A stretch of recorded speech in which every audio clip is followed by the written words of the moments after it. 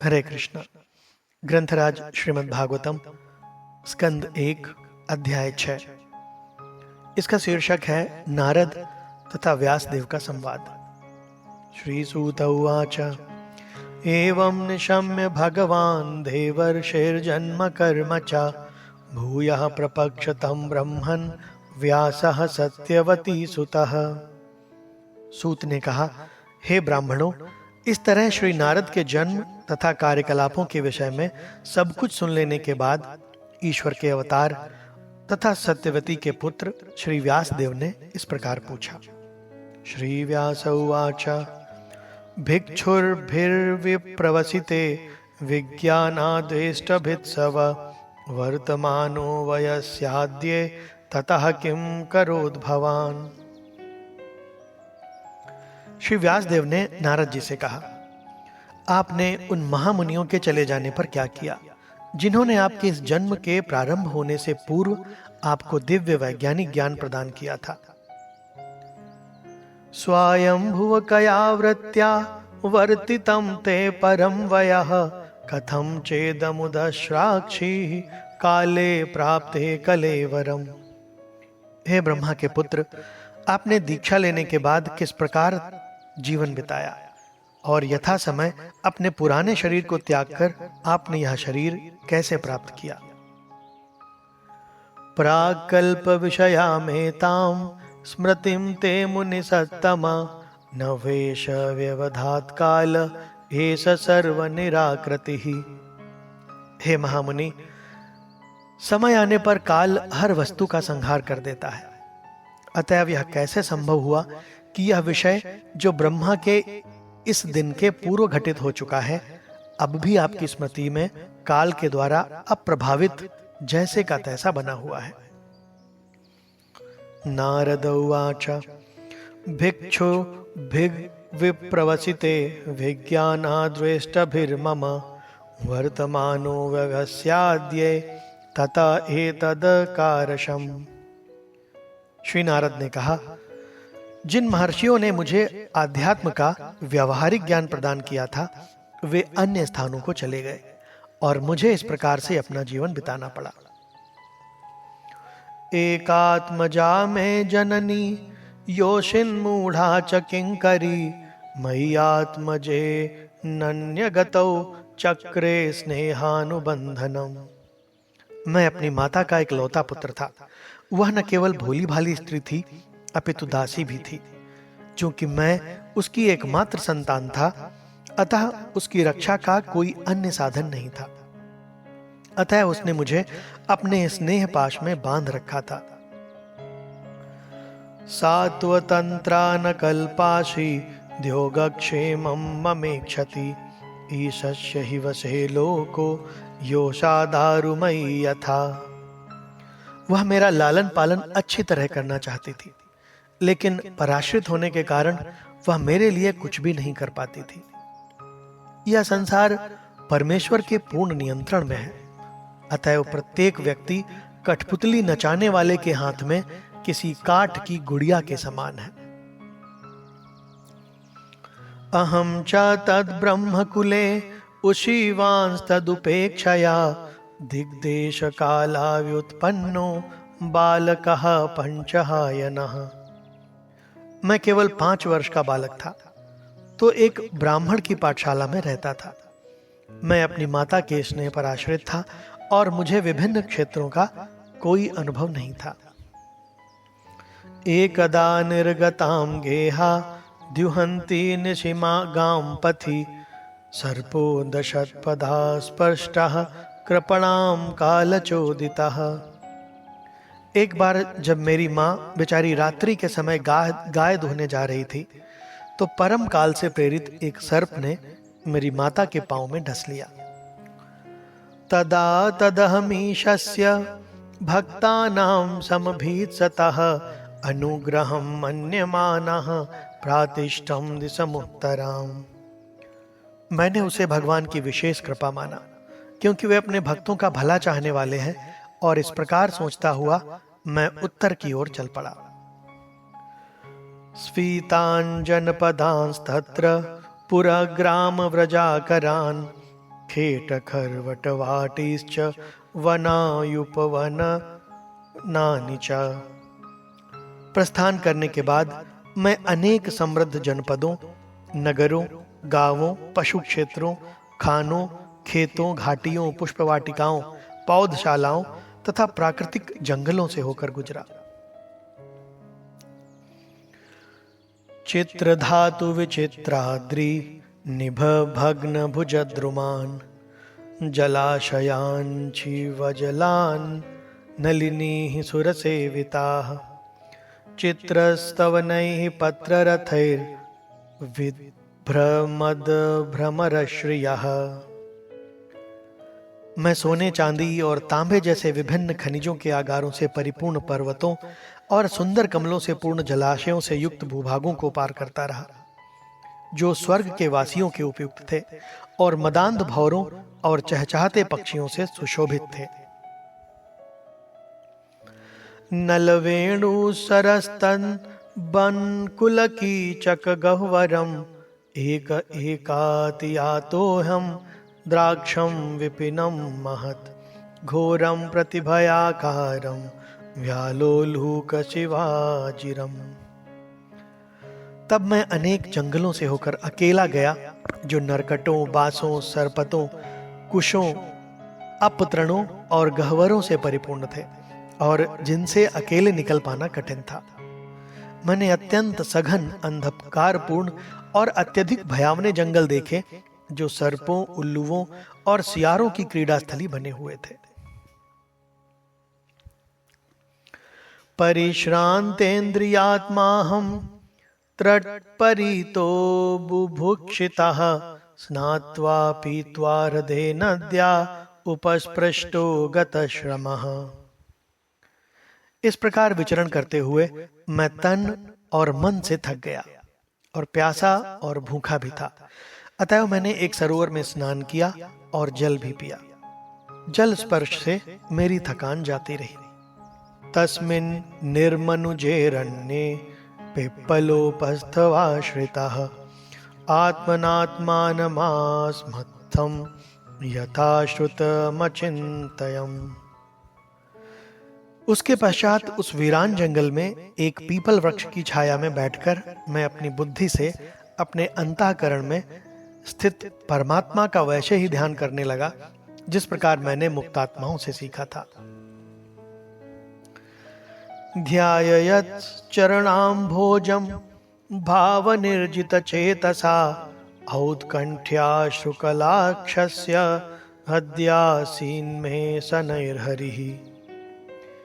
जो ही मैंने मन को दिव्य प्रेम में लगाकर भगवान के चरण कमलों का ध्यान करने लगा कि मेरे नेत्रों से आंसू बहने लगे और भगवान श्री कृष्ण बिना विलंब किए मेरे हृदय कमल में प्रकट हो गए। प्रेमाति भर निर्भिन्न पुलकांगोति निर्वृतः आनंद संप्लवे लीनो नापश्यमुभयं मुने।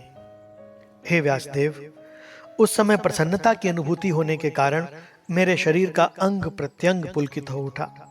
आनंद के सागर में निमग्न होने के कारण मैं अपने आप को और भगवान को भी नहीं देख सका।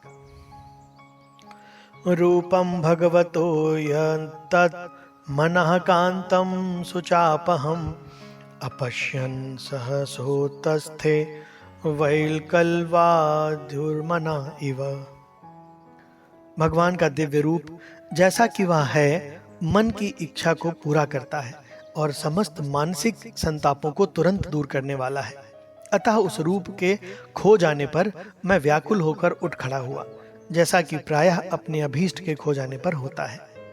दिष्टक्षुस्तदहं भूयः प्रणिधाय मनोहृदि वीक्षमाणोऽपि न पश्यं वितृप्ता इवातुरः। मैंने भगवान के उस दिव्य रूप को पुनः देखना चाहा, लेकिन अपने हृदय में एकाग्र होकर उस रूप का दर्शन करने के सारे प्रयासों के बावजूद मैं उन्हें फिर से नहीं देख सका। इस प्रकार असंतुष्ट होने पर मैं अत्यधिक संतप्त हो उठा। एतं यतन्तं विजने मामाहा गोचरो गिरां गंभीरश्लक्षणया वाचा शुचः प्रशमयन्निव। वह एकांत स्थान में मेरे प्रयासों को देखकर समस्त लौकिक वर्णन से परे भगवान ने मेरे शोक को दूर करने के लिए अत्यंत गंभीर और सुखद वाणी में मुझसे कहा, हंतास्मिन् जन्मनि भवान मां द्रष्टुमिहार्हति अविपक्ककषायाणां दुर्दर्शोऽहं कुयोगिनाम्। भगवान ने कहा, हे नारद, मुझे खेद है कि तुम इस जीवन काल में अब मुझे नहीं देख सकोगे। जिनकी सेवा पूर्ण है और जो समस्त भौतिक कल्मश से पूर्ण रूप से मुक्त नहीं है, वे मुश्किल से ही मुझे देख पाते हैं। सकृद यद्दर्शितं रूपम एतत् कामायते नघ मत्कामाः सनकै साधु सर्वान् मुञ्चन्ति रक्षत्यान्। हे निष्पाप पुरुष, तुमने मुझे केवल एक बार देखा है और यह मेरे प्रति तुम्हारी इच्छा को उत्कट बनाने के लिए है, क्योंकि तुम जितना ही अधिक मेरे लिए लालायित होगे, उतना ही तुम समस्त भौतिक इच्छाओं से मुक्त हो सकोगे। सत्सेवया दीर्घयापि जाता मयि दृढ़ा मतिः हित्वा वद्यमिमं लोकं गन्तामञ्जनतामसि। कुछ काल तक ही सही, परम सत्य की सेवा करने से भक्त मुझ में दृढ़ एवं अटल बुद्धि प्राप्त करता है। फलस्वरूप वह इस सोचनीय भौतिक जगत को त्यागने के बाद दिव्य जगत में मेरा पार्षद बनता है। मतिर्मयि निबद्धेयं न विपद्येत करहिचित् प्रजा सर्ग निरोधेपि स्मृतिर्क्षमदनुग्रहात्। मेरी भक्ति में लगी हुई बुद्धि कभी भी विच्छिन्न नहीं होती, यहां तक कि सृष्टि काल के साथ ही संहार के समय भी मेरे अनुग्रह से तुम्हारी स्मृति बनी रहेगी। एतावद्युक्त्वो परराम तन्महद् भूतं नभोलिंगमलिंगमीश्वरम् अहं च तस्मै महतां महीयसे शीर्ष्णावनामं विदधेनुकंपितः।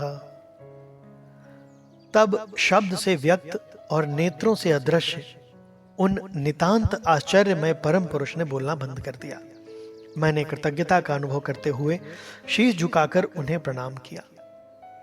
नामान्यनन्तस्य हतात् प्रपः पठन् गुह्यानि भद्राणि कृतानि च स्मरन् गां पर्यटनस्तुष्टमनागतस्पृहा कालं प्रतीक्षन् विमदो विमत्सरः। इस प्रकार भौतिक जगत की समस्त औपचारिकताओं की उपेक्षा करते हुए मैं बारंबार भगवान के पवित्र नाम और यश का कीर्तन करने लगा। भगवान की दिव्य लीलाओं का ऐसा कीर्तन एवं स्मरण कल्याणकारी होता है। इस तरह मैं पूर्ण रूप से संतुष्ट, विनम्र और ईर्ष्या द्वेष से रहित होकर सारी पृथ्वी पर विचरण करने लगा। एवं कृष्णमतेर्ब्रह्मन् आसक्तस्यामलात्मनः कालः प्रादुर्भूत काले तडित्सौदामनि यथा। और हे ब्राह्मण व्यासदेव, इस तरह मैंने कृष्ण के चिंतन में पूर्णतया निमग्न रहते हुए तथा किसी प्रकार की आसक्ति न रहने से समस्त भौतिक कलुष से पूर्ण रूप से मुक्त हो जाने पर यथा समय मृत्यु पाई, जिस प्रकार बिजली गिरना और प्रकाश कौंधना एक साथ होते हैं। प्रयुज्यमाने मयि ताम शुद्धां भागवतीं तनुम् आरब्ध कर्म निर्वाणो न्यपतत् पांच भौतिकः।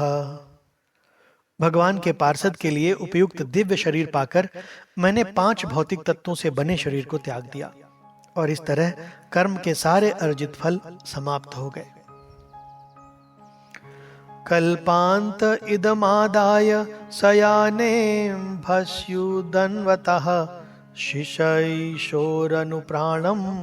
विविशेन्तरहं विभोः। कल्प के अंत में जब भगवान नारायण प्रलय के जल में लेट गए, तब ब्रह्मा जी समस्त सृष्टिकारी तत्वों सहित उनके भीतर प्रवेश करने लगे और उनके श्वास से मैं भी भीतर चला गया। सहस्रयुगपर्यन्ते उत्थायेदं शिश्रच्छतः मारीचिमिश्रा ऋषयः प्राणेभ्योऽहं च जगिरे।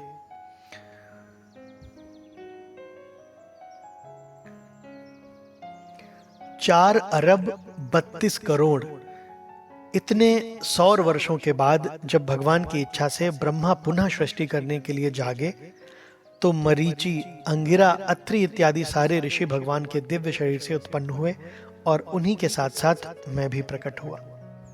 अंतर्बहिश्च लोकास्त्रीन् पर्येन्म्य स्कंदितव्रतः अनुग्रहान् महाविष्णोर्विघात गतिम क्वचित्। तब से सर्वशक्तिमान विष्णु की कृपा से मैं दिव्य जगत में तथा भौतिक जगत के तीनों प्रखंडों में बिना रोक टोक के सर्वत्र विचरण करता हूँ। ऐसा इसलिए है क्योंकि मैं भगवान की अविच्छिन्न भक्ति में सेवा में स्थित हूँ। देवदत्तामिमां वीणां स्वर ब्रह्म विभूषितां मूर्छयित्वा हरिकथां गायमान श्रयाम्यहम्।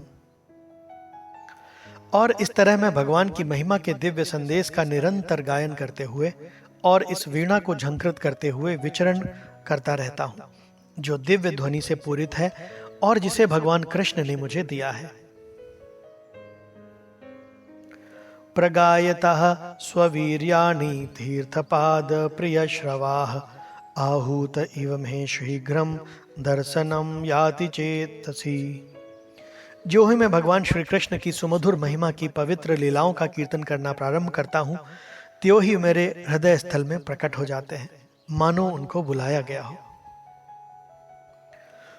एतत् हि आतुरचित्तानां मात्रा स्पर्शेक्षया मुहुः भगवत् सिंधु प्लवो सृष्टो हरिचर्यानुवर्णनम्।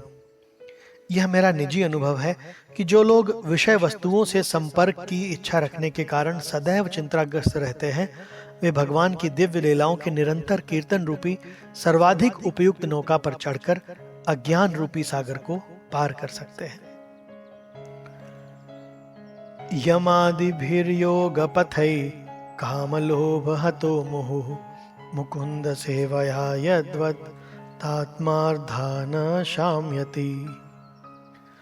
यह सत्य है कि योग पद्धति के द्वारा इंद्रियों को वश में करने के अभ्यास से मनुष्य को काम और लोभ की चिंताओं से राहत मिल जाएगी, किंतु इससे आत्मा को संतोष प्राप्त नहीं होगा, क्योंकि यह संतोष भगवान की भक्तिमय सेवा से ही प्राप्त किया जा सकता है।